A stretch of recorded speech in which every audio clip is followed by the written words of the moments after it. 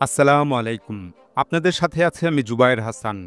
৫ August ২০২৫-এর রাতে প্রধান উপদেষ্টা প্রফেসর ইউনূস জাতির উদ্দেশ্যে দীর্ঘ ভাষণ দিলেন। জুলাই গণঅভ্যুত্থান দিবসের প্রথম বার্ষিকীর ওই ভাষণে তিনি ২০২৬ সালের ফেব্রুয়ারিতে রমজানের আগেই নির্বাচনের তারিখ ঘোষণা করলেন। এ নিয়ে এখন কেউ কেউ গান ধরেছেন, ওমন রমজানের ওই রোজার আগে এলো খুশির নির্বাচন। কিন্তু তারপরও নির্বাচন অনুষ্ঠান নিয়ে সন্দেহ অবিশ্বাস কাটেনি। এই নির্বাচনের তারিখ ঘোষণা অনেককেই খুশি করতে পারেনি। অনেকের মধ্যে নেমে এসেছে হতাশা। কিন্তু কেন? প্রথমত, দেশের সংখ্যাগরিষ্ঠ মানুষের প্রত্যাশা ছিল প্রফেসর ইউনূস অন্তত মৌলিক সংস্কারগুলো সম্পূর্ণ করেই নির্বাচনের ঘোষণা দেবেন। নির্বাচনের আগে হাসিনার রেখে যাওয়া পুলিশ প্রশাসনকে নিরপেক্ষ ও দক্ষ করে গড়ে তুলবেন। ৫ আগস্ট পরবর্তী উদ্ভূত আইন শৃঙ্খলা পরিস্থিতিকে সম্পূর্ণরূপে নিয়ন্ত্রণে আনবেন। হাসিনা ও আওয়ামী ফ্যাসিবাদীদের বিচার দৃশ্যমান হবে। তারপরেই কেবলমাত্র নির্বাচন অনুষ্ঠিত হবে। রাষ্ট্রের সংস্কার ও ফ্যাসিবাদীদের বিচার করার জন্য যদি আরও অতিরিক্ত ১ বছরের প্রয়োজন হতো, সেটাও দেশবাসী মেনে নিতে প্রস্তুত ছিলেন। কিন্তু এখন হাতে আছে মাত্র ৫ মাস। এই স্বল্প সময়ের মধ্যে কিভাবে সংস্কার ও বিচার কাজ সম্পন্ন করে এবং পুলিশ ও প্রশাসনকে নিরপেক্ষ এবং দক্ষ করে তুলে একটি নির্বাচন অনুষ্ঠিত হতে পারে, তা নিয়ে দেখা দিয়েছে প্রশ্ন। জনমনে নেমে এসেছে হতাশা ও দুর্ভাবনা।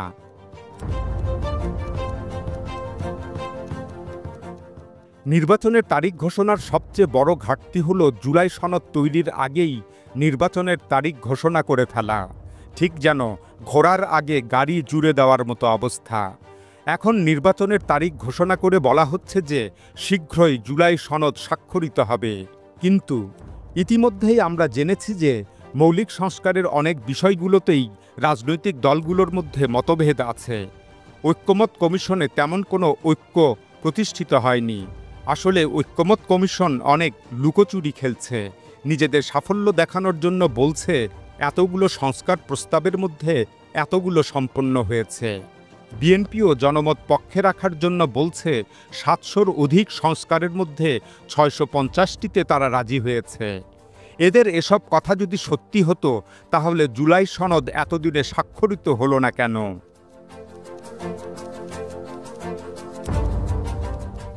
প্রফেসর ইউনূস সাহেব ও সর্বজনাব আলী রিয়াজ সাহেবের ঐক্যমত কমিশনের বড় এক ঘাটতি ও দুর্বলতা ফুটে উঠেছে।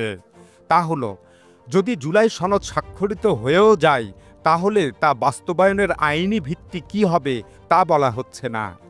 তামাশার বিষয় হল, জুলাই সনদ স্বাক্ষরিত হওয়ার পর সেটা নাকি বাস্তবায়ন করবে পরবর্তী নির্বাচিত সরকার, আর সেটার জন্য তাদেরকে ২ বছরের সময় বেঁধে দেওয়া হবে। বাস্তবতা হলো, জুলাই সনদ বাস্তবায়ন করতে যদি ২ বছর সময় লাগে, তাহলে তা আর বাস্তবায়িত হওয়ার আশা করা যায় না। কেননা আমাদের অতীত রাজনৈতিক ইতিহাস বলছে, কোনো নির্বাচিত সরকারই তাদের পূর্ব ঘোষিত প্রতিশ্রুতি ও অঙ্গীকারসমূহ কখনোই পূরণ করেনি। আরও বড় তামাশার বিষয় হল, নির্বাচিত সরকার ২ বছরের মধ্যে জুলাই সনদ বাস্তবায়িত না করলে তার প্রতিকার কী হবে? জুলাই সনদ বাস্তবায়ন না করলে তাদেরকে কি শাস্তি দেওয়া হবে? এ নিয়ে কিছুই বলা হয়নি। এমতো অবস্থায় যদি নির্বাচিত সরকার ক্ষমতায় এসে বলতে থাকে, জনগণ আমাদের ভোট দিয়ে ম্যান্ডেট দিয়েছে, অতএব আমরা আমাদের মতো সংস্কার করব, এক্ষেত্রে তখন কি হবে? প্রফেসর ইউনূস সাহেব আসলে এসব বিষয় সমাধান না করেই জোর করে কন্যা বিয়ে দেওয়ার মতো জাতির ঘাড়ে নির্বাচন চাপিয়ে দিতে চলেছেন। কিন্তু এভাবে সংস্কার ও জুলাই সনদ অসমাপ্ত রেখে তড়িঘড়ি নির্বাচন হলে এদেশে ঐক্যের ঘর সংসার গঠিত হবে না, কিংবা তা টিকবে না। ফলে জুলাইয়ের আকাঙ্ক্ষা পূরণ অধরাই থেকে যাবে।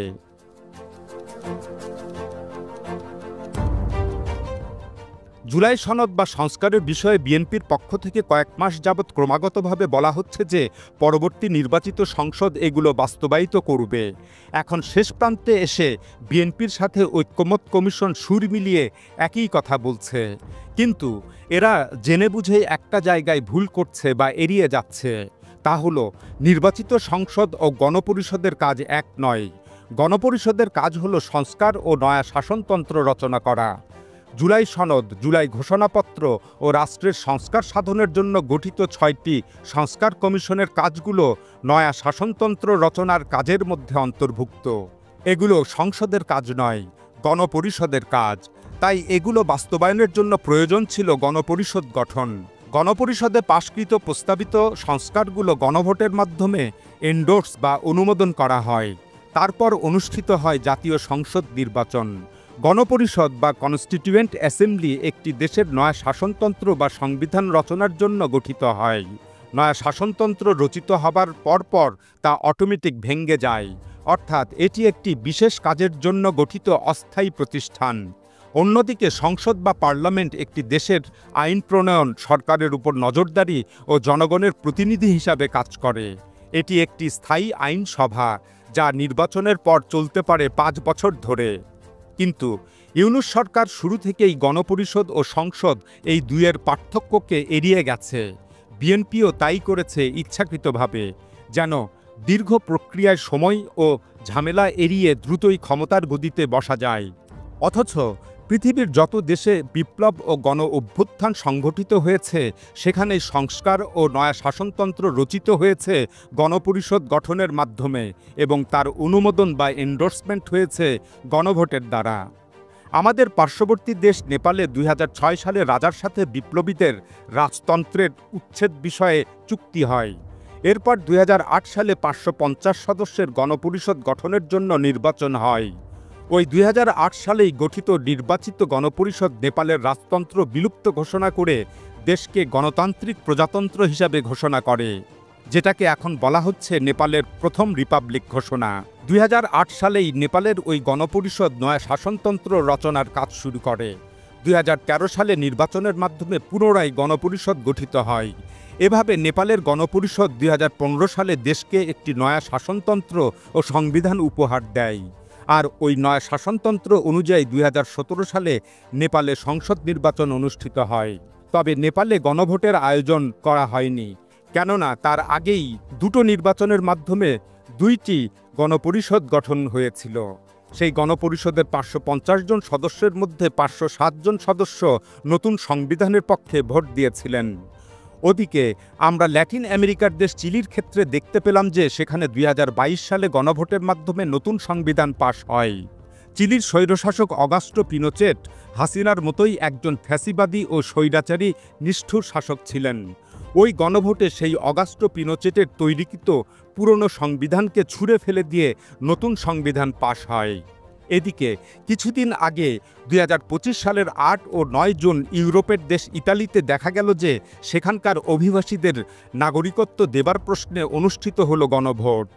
এমন একটা সামান্য বিষয়ে ইতালিতে হতে পারল গণভোট, কিন্তু আমাদের দেশে প্রফেসর ইউনূস সাহেব কিংবা বিএনপি গণভোটের কথা মুখেই আনছেন না, বরং উল্টো আমাদের দেশে সেরকম গণপরিষদ গঠন কিংবা গণভোটের আয়োজন এড়াতে শুরু থেকেই 36 জুলাই বিপ্লব না গণ অভ্যুত্থান এই নিয়ে কূটতর্ক তৈরি করা হয়।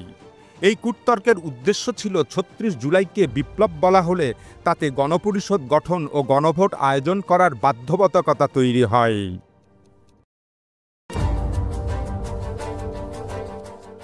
বাংলাদেশের জনগণ গত 54 বছরে বৈধ ও অবৈধ উভয় ধরনের কয়েকটি নির্বাচন দেখেছে। কোনো ধরনের নির্বাচনই এদেশের গণতন্ত্রকে সুসংহত করতে পারেনি, প্রতিষ্ঠিত করতে পারেনি আইনের শাসন, সম্ভব হয়নি দুর্নীতিমুক্ত বাংলাদেশ গড়া। রাজনৈতিক সহিংসতা ক্রমান্বয়ে অতীতের রেকর্ড ছাড়িয়ে গিয়েছে। পুলিশ ও প্রশাসন সহ যাবতীয় রাষ্ট্রীয় প্রতিষ্ঠান দলবাজ সংগঠনে পরিণত হয়েছে। এমত অবস্থায় 2026 সালের সেই ফেব্রুয়ারির নির্বাচন এই দেশকে কতটা টেনে তুলতে পারবে তা নিয়ে দেখা দিয়েছে প্রশ্ন। 2007 সালে গঠিত 111 সরকার শুরুতে জনমনে প্রত্যাশা জাগিয়েছিল, কিন্তু 1 বছর যেতে না যেতেই মনিউদ্দিন ফখরুদ্দিনের সরকার আওয়ামী লীগের ক্ষমতায় যাওয়ার পথ প্রশস্ত করে ফেলেছিল। সেই সুবাদে 2008 সালের 29 ডিসেম্বরের নির্বাচনে আওয়ামী লীগ যে ভূমিধস বিজয় লাভ করেছিল তা থেকেই কায়েম হতে পেরেছিল ফ্যাসিবাদী শাসন ব্যবস্থা। বস্তুত পর্দার আড়ালে কাশিমবাজার কুঠির মতো ষড়যন্ত্র এবং কথিত নির্বাচনের মাধ্যমে কেউ ক্ষমতায় আরোহণ করলে শেষ পর্যন্ত সে স্বৈরাচারী ও বেপরোয়া হতে বাধ্য হয়। 1/11-এর ঘটনা বিএনপিকে করেছিল নিপীড়িত, কিন্তু আজ একটি অন্তর্বর্তীকালীন সরকারের মাধ্যমে বিএনপি সেরকম বিশেষ সুবিধাভোগী দল হতে চলেছে কিনা এ নিয়ে বিএনপি বিরোধী পক্ষগুলোর মধ্যে সন্দেহ দানা বেঁধেছে। তারা মনে করছে যে বিএনপিকে ক্ষমতায় আনার যাবতীয় প্রস্তুতি সম্পন্ন করে ফেলা হয়েছে, ঠিক যেমন করে মঈনুদ্দিন ফখরুদ্দিন আওয়ামী লীগকে ক্ষমতায় আনার প্রস্তুতি সম্পন্ন করে ফেলেছিল। এই আস্থার সংকট এখন কিভাবে দূর হবে তা কেউ জানে না। মূলত প্রফেসর ইউনূসের 13ই জুন লন্ডনে তারেকের সঙ্গে বৈঠক করা এবং পরবর্তীতে বিএনপির দাবি অনুযায়ী ফেব্রুয়ারিতে নির্বাচনের তারিখ ঘোষণাতেই যত অনৈক্য ও সন্দেহের জন্ম দিয়েছে। এটা সহজেই অনুমান করা যাচ্ছে যে 2026 সালের ফেব্রুয়ারির 5-6 মাস আগে নির্বাচনের ঘোষণা দেওয়ায় এখন পুলিশ প্রশাসন, সামরিক বেসামরিক আমলাবৃন্দ, ব্যবসায়িক এলিট গোষ্ঠী, মিডিয়া মুঘল এরা সবাই বিএনপির প্রতি অনুগত হয়ে পড়বে। ফলে নির্বাচনের লেভেল প্লেইং ফিল্ড অনেক আগেই নষ্ট হয়ে যাবে। এতে পরবর্তীতে নির্বাচনের ফলাফল নিয়ে প্রশ্ন দেখা দিবে। এরকম নেতিবাচক অবস্থার মধ্যে দিয়ে বিএনপি রাষ্ট্র ক্ষমতায় অধিষ্ঠিত হলেও তার শাসনামল সুখকর হবে না।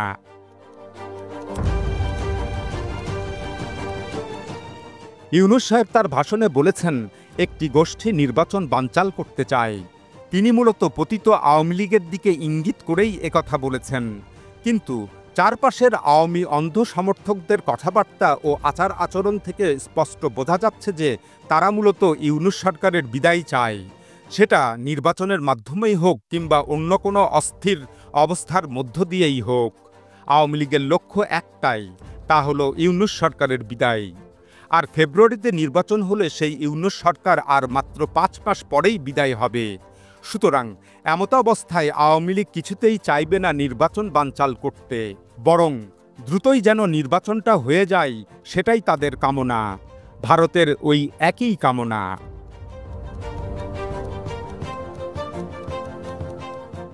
এদেশের কোনো মানুষ কিংবা রাজনৈতিক দল চায় না যে দীর্ঘ সময় ধরে অনির্বাচিত কোনো সরকার রাষ্ট্র ক্ষমতায় থাক। সবাই নির্বাচনের পক্ষে, কিন্তু সাধারণ মানুষের চাওয়া হলো গত 54 বছর যাবৎ রাষ্ট্র ও রাজনীতিতে যেসব অনিয়ম হয়েছে সেগুলো দূর করতে নির্বাচনের আগে প্রয়োজনীয় সংস্কার প্রয়োজন। আওয়ামী ফ্যাসিবাদীদের বিচার সম্পন্ন করা প্রয়োজন। লেভেল প্লেইং ফিল্ড নিশ্চিত করে তবেই একটি অবাধ ও সুষ্ঠু নির্বাচন হোক, এটাই দেশবাসীর প্রত্যাশা। এ কারণেই মানুষের দাবি ছিল প্রফেসর ইউনূস সাহেব অন্তত 2 বছর ক্ষমতায় থাক, কিন্তু এখন তিনি বিএনপির দাবির মুখে নির্বাচন দিলেন। কিন্তু নির্বাচনের তারিখ ঘোষণার আগে দেশের রাজনৈতিক দলগুলোর সঙ্গে সংলাপ করার দীর্ঘদিনের যে ঐতিহ্য তা উপেক্ষা করেই তিনি নির্বাচনের তারিখ ঘোষণা করলেন। তবে এতে অবশ্য বিএনপি নেতাকর্মীদের দিল খোশ হয়েছে, কিন্তু অন্যরা হয়েছে নাখোশ। আর এমন বিভেদ ও অনৈক্যের মধ্যেই বাংলাদেশকে অনিশ্চয়তার মধ্যে ঠেলে দিয়ে ইউনূস সাহেব যেন দৌড়ে পালাচ্ছেন কোনো এক অজানা কারণে। হয়তো আরেকটি 1/11 ঠেকানোর জন্য, কিংবা আরেকটি 1/11-এর আবহ তৈরির জন্য। এসব সন্দেহের উত্তর পেতে হলে সময়ের অপেক্ষা করা ছাড়া অন্য কোনো উপায় নাই। তবে কথাই বলে, হিস্ট্রি রিপিটস ইটসেলফ, অর্থাৎ ইতিহাসের পুনরাবৃত্তি ঘটে। নির্বাচনের তারিখ ঘোষণায় বিএনপি হয়েছে ভীষণ উৎফুল্ল, কিন্তু বিরোধীরা উৎফুল্লতা প্রকাশ করেনি। তারা আপাতদৃষ্টিতে নির্বাচনের তারিখ ঘোষণাকে স্বাগত জানালেও তাদের প্রতিক্রিয়া বেশ কৌশলী ও সাবধানী। আমাদের দেশে ইতিপূর্বে 1977 সালের 28 ফেব্রুয়ারি ঘোষিত দ্বিতীয় সংসদ নির্বাচন স্থগিত হয়েছিল। রাজনৈতিক অনৈক্য ও গোলযোগের আশঙ্কা এবং রাষ্ট্রীয় নিরাপত্তার বিঘ্নিত হবার সম্ভাবনার কারণে প্রেসিডেন্ট সায়েম 1976 সালের 21 নভেম্বর ওই নির্বাচন স্থগিত করেছিলেন।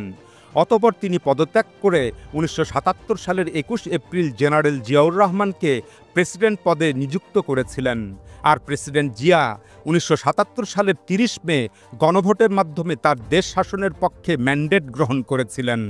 বাংলাদেশে এখন কোন ইতিহাস ফিরে আসবে সেটাই দেখার অপেক্ষার পালা। এখন এ পর্যন্তই।